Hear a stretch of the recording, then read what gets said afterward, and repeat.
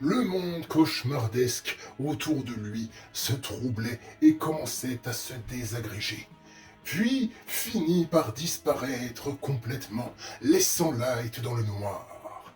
Il ne restait plus que lui et les sensations qui parcouraient sa main. Il la guida et serra doucement contre son cœur, alors que dans le vrai monde, son corps faisait de même. Puis, il ouvrit les yeux. Quand ses paupières s'ouvrirent, il vit Sorel, plaqué contre lui, son visage rouge vif à quelques centimètres du sien, alors qu'il tenait sa main contre son cœur. Elle le regardait avec des yeux qui trahissaient à la fois de la gêne et de la peur, complètement paralysé par la surprise et le reste. Son cœur battait comme jamais il ne l'avait fait, alors qu'elle observait Light, espérant qu'il soit encore lui-même, ses yeux, désormais d'un pourpre vif, la fixant d'un air incrédule. Puis, ce fut à Light de rougir une fois qu'il réalisa leur proximité, ses yeux s'écarquillant alors qu'il commençait à bafouiller pour demander à Sorel ce qu'elle était en train de faire. En voyant Light se comporter ainsi, elle comprit tout de suite qu'il était encore lui-même. Elle ressentait une immense joie, mais la situation la mettait bien trop mal à l'aise.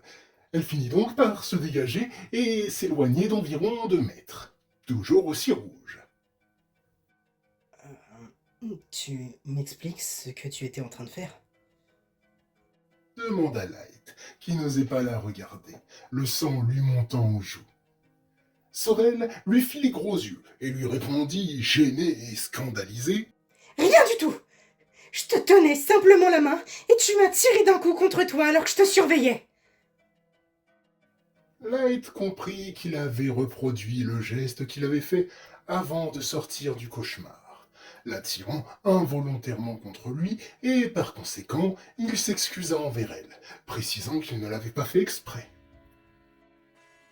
Après quelques secondes d'un silence encore un peu gêné, le visage de Sorel s'adoucit et elle lui répondit qu'elle le pardonnait et qu'elle était vraiment heureuse qu'il se soit réveillé et n'ait pas basculé. Light lui sourit et lui répondit qu'il en était de même pour lui.